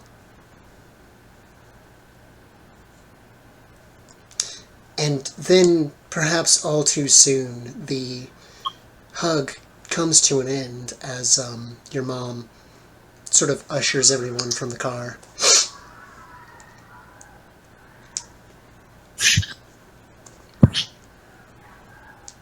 She stays there at the bottom of Half-Blood Hill as she watches you ascend upward, and you look over into the valley, and I'll have to describe this twice because it looks a little bit different for different people. How you see just this, like, I mean, it vaguely looks like a summer camp. There's these cabins. They're sort of put into this arrangement that's a little weird. You wouldn't know, but it's like shaped like an omega, and all of the buildings are just very strange looking. There are, excuse me, 12 of them in total, and there's the variance between each of them is just incredible. But Beatrice, when you get to the top of the hill, something different happens. You try to step forward, and all you see really is just like this field of strawberries at first. Just nothing really all that special, but you squint and you can kind of get just a few glimpses that there is something else here. Some truth that is being hidden from your eyes. And it's at this moment that you are sort of drawn into another place. For everybody else, you just see Beatrice kind of just stand there, and she's just staring forward all of a sudden, just intensely into this valley. Beatrice, you okay? And she does not respond to you. Something seems to be happening, but you're not sure what exactly. Acacia. Beatrice, you blink, and you find yourself at a crossroads, veiled heavily in mist. You don't know how you got here. It's dark, somewhat cold, in fact. And you hear this voice echoing, almost like three people speaking at once. A woman's voice. And she says to you, "Apprentice of my apprentice, you stand at a crossroads in your life. I have been watching you and your progress. And now you stand here with so much potential ahead of you. And you must make a choice." And Beatrice, you see all of these different paths in your life sort of unfolding all at once. You see this path where you grow up, you go through, the foster system, and then you go on to, maybe you go to college or, some other sort of a career, and it's all rather mundane. And it almost strikes you as being somewhat lonely, in fact, this life that you see. And then you see this other path. You see yourself in this camp, surrounded by, these children, sort of like Hal and you see yourself as one of them, dressed in an orange shirt. And you also see, though, that there's a lot of just really kind of scary things in this path. You see monsters like the one that you saw at that party just surrounding you and hounding you. You see yourself as perhaps something like a hero, being hailed in victory for some sort of feat that you accomplished. They sing of your glory, and a word drifts into your mind that you've somehow come to understand in this moment. Kleos, your renown, your glory for the things that you have accomplished. And you realize that you have to pick between these two paths that lie before you. And the voice says to you, what do you desire? What path do you choose?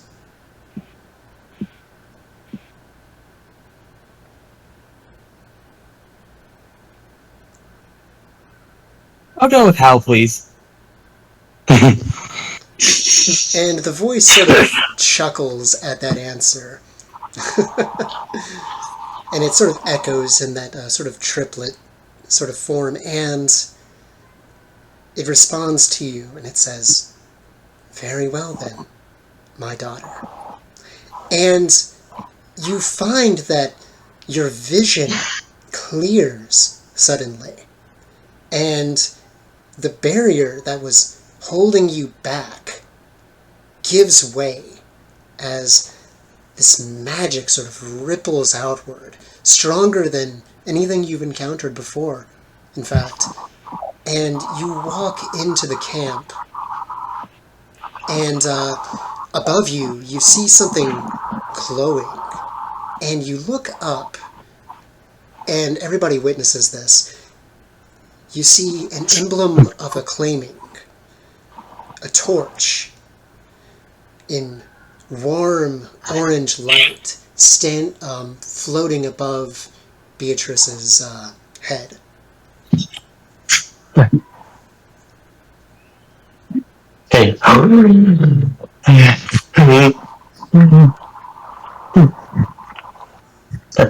Does it show the symbol of Hecate? It does, yes.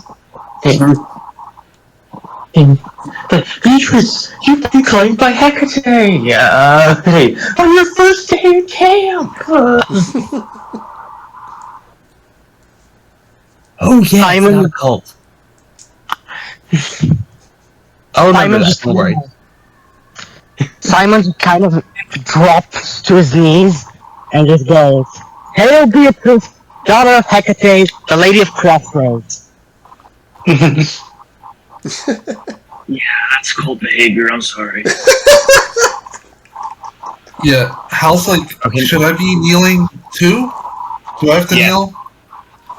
Okay. Yeah, do it. You have to do it. You have to do it. You don't have to. Yeah, you don't have. You don't have to. If you're equal rank. He gives like a curtsy, like a half kneel, like Yeah, like a little bow. a little bow, yeah. And Hal, you cross the border next, but unlike with Beatrice, there's no emblem over your head. There's no sign from your godly parent. Your father, as it seems, does not see fit to claim you. Not yet, anyways. Yeah, it's okay. Yeah, it's okay, Hal. This happened. Okay, hey, Hal. This is this is common. I wasn't claimed by my father. His father for a long time.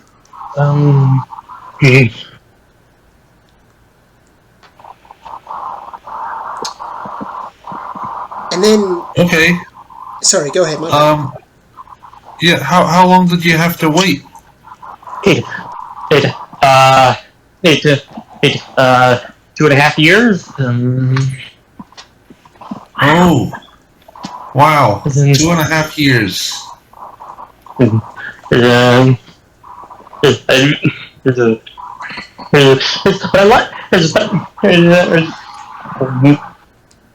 Yeah, right before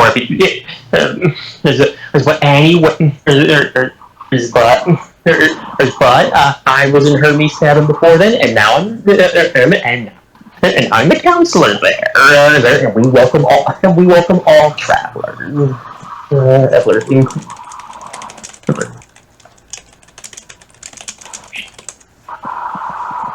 Okay.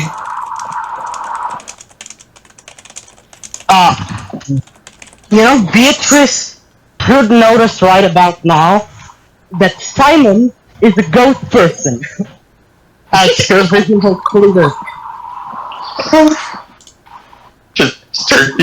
Finally see Simon and Max the true form. Want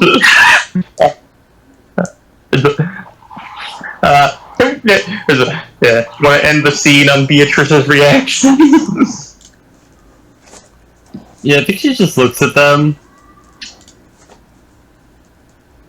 Like, takes half a step down the hill towards the road again, then just like swings back around and walks towards the camp. Yeah. You could because I know you have to I know you have to go, Kerr. You could maybe she's just really exhausted from the vision that she has. Maybe she passes out and rolls down the hill or something. Actually, yeah, no, that's way funnier. It's like, oh, we got a roller! Gangway! Yeah, so she takes a step forward towards camp, and then she just passes out and rolls down the hill. Oh, this poor girl. Oh dear, we've got a fainter. We've got a faint. Well, I gotta sleep back. Sorry, bye. Okay, have a good night, dude. Good night. Okay, we'll keep going, and then we'll finish out this scene. So yeah, she just like passed out on the spot, pretty much. Simon,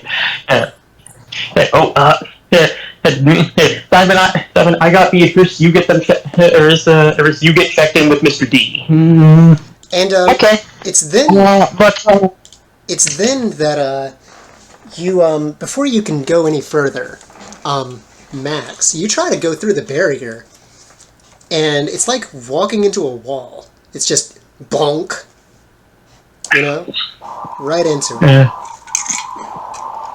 Oh. Oops. Is this like one of those mime things where like I can't see the wall, but it's actually there? Pretty much.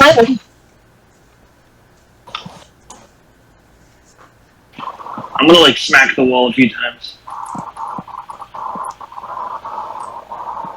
Yeah, and despite your best efforts, you can't seem to break through it.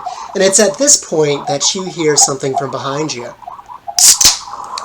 I don't know if you heard that or not. Hopefully you did. You hear, if not, I'll just describe. You hear the hiss of like a can opening. And if you look behind you, you would see this this seemingly like middle-aged sort of guy. He's wearing like shorts and like almost like a Hawaiian sort of a shirt. He's got like this wild, like frazzled sort of like black beard and curly, almost oily black hair, as he says, "So, I happened upon you as you were arriving back, huh?" He takes a sip from the can, and you recognize it as Diet Coke, of all things. And Acacia, it's then that you remember that Dionysus was actually away for the summer solstice meeting, along with Chiron. Yeah. Yeah, so she comes back up the hill, fireman carrying Beatrice. Come on, what's holding you? Come on, what's holding you kids up? Mr. D, you're back. And he addresses you, Acacia, with this look of almost like mirth as he says, as he rolls his eyes and he's like, "Yes, Mrs. Hardley, I'm back. Much to my dismay. But I'm in a rather good mood, I suppose. Getting away from here for at least a little while was nice. I see that you seem to be stuck at our border, young man." Yeah, your wall's broken. That's odd. He's not immortal.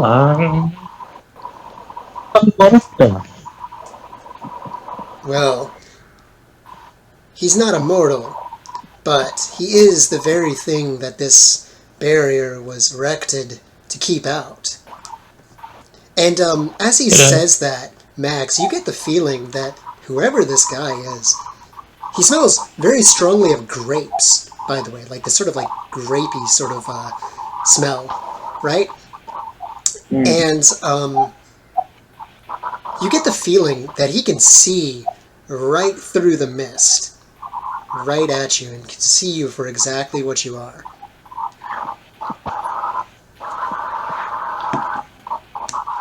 Oh dear. Okay. Yeah, dude. You got any grapes? And he sort of smiles at that, perhaps amused. I wish.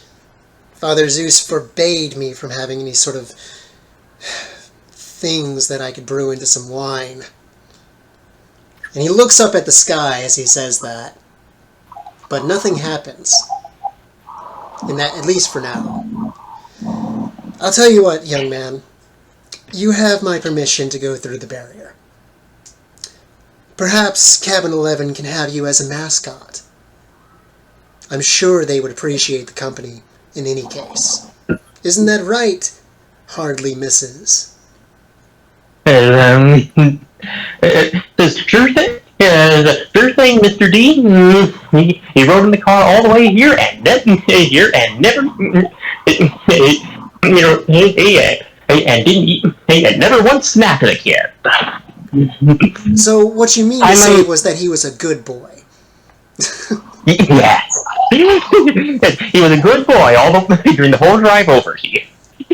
And, young man, what did you say your name was? Me? Max. Maxwell Black. I see. Makes well. Makes well. Got it.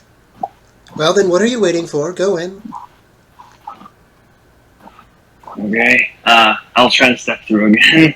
And you find that you can step through. The barrier does not impede you from entering camp now. And also, I'm very sorry, Simon. I realized you were trying to speak. Go ahead, my bad. Yes. Simon just raises two fingers, and you see he's kind of like standing as if Mr. D is some commanding officer. He's a little stiff, a little chill. And he goes, Max has been with Hal for like most of the school year. I clocked him early, and he hasn't tried eating anyone at any point. So, I vouch for him. Right. And he sort of nods at you as he takes another sip from his Diet Coke. Well, Simeon, if you vouch for him, then I suppose it's all right. Just make sure that you don't make a habit of trying to eat any of the campers. Okay. Yeah, alright. I'll as long as I have meat for breakfast, I should be okay. And Hal, how do you react to this appearance of this man, who seemingly came from nowhere, by the way? He's like, so much strange stuff has happened today that this is like almost normal. But he's like, this guy's, they're acting very, you can tell that like, he's important somehow. He hasn't exactly like put two and two together that like this is a god, but he's like clearly this is a magical person that runs camp, and he's like kind of nervously like, hello, I'm Hal. And he looks over at you as you say that, and he says, "Hairline, was it? Well, seeing as that you were not claimed by your parent, you'll be staying in cabin 11 as well. Also, don't bother me unless you absolutely need to. And call me Mr. D."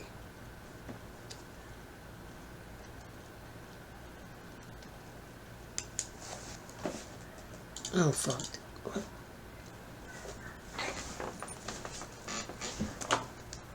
Okay. Oh, god damn it. Fuck. Seriously?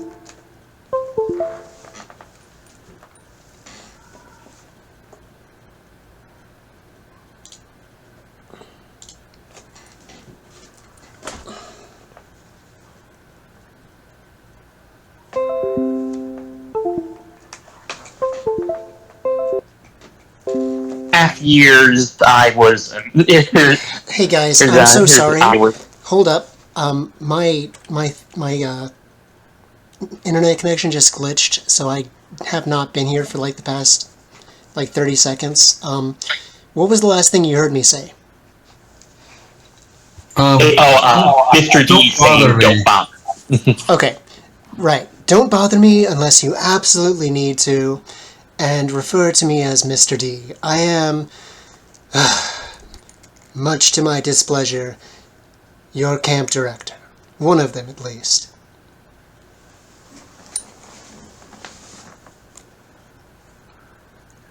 Capiche? Okay. Capiche.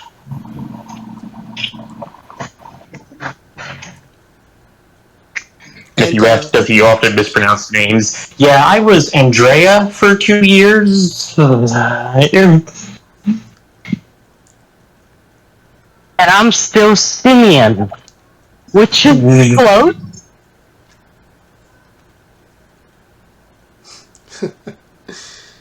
Well then, children, I will be leaving you to it. I assume you'll be giving them a tour? Hardly? Yes, oh yes, Mr. D. They're all welcome in cabin 11. I filled out their entry forms that I'm currently carrying. I'm currently carrying a child of Hecate. Hey Simon, could you reach my clipboard? He picks it up. What do you want me to write? Well,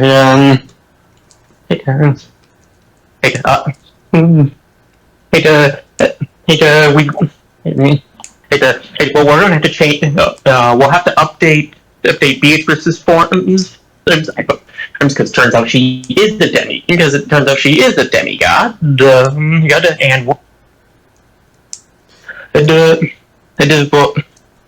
And Hal hasn't been claimed yet, so he's in my cabin. And as you say that Beatrice is a demigod, Mr. D, he speaks up and he explains, for the sake of accuracy in your records, because I know that you so loathe to get things wrong. Mrs. What did you say her name was again? Beatrice. Yes, Mrs. Beatrix, as it were. She is not exactly the same as you. She's a ward. She wasn't born a demigod. See, I told you she didn't smell right. I told you.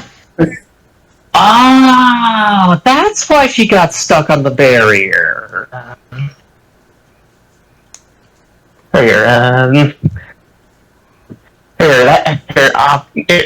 Of course, Yeah, of course. Thank you, Mr. D. I haven't met a kid. I haven't met a ward of Hecate before. Or she's still carrying Beatrice slung over her shoulders during this whole conversation. Yes, well, I believe that should do it then.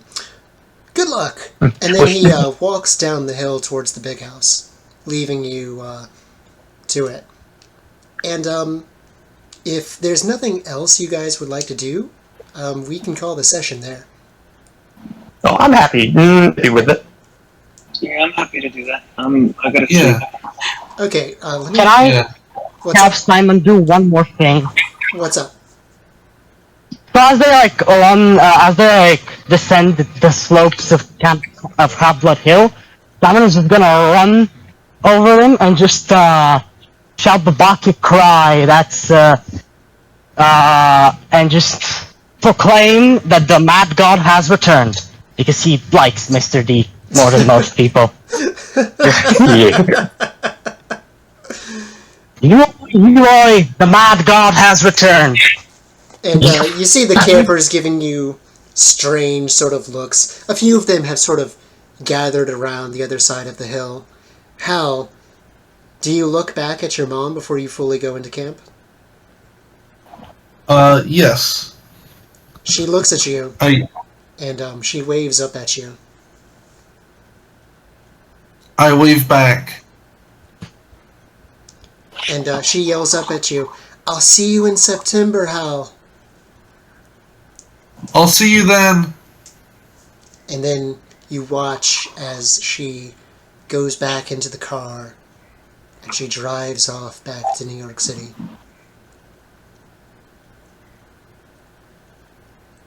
And then I turn and I walk towards the cabin. All right, I feel like that's a perfect place to go ahead and end this. So I'm going to go ahead and stop the recording now.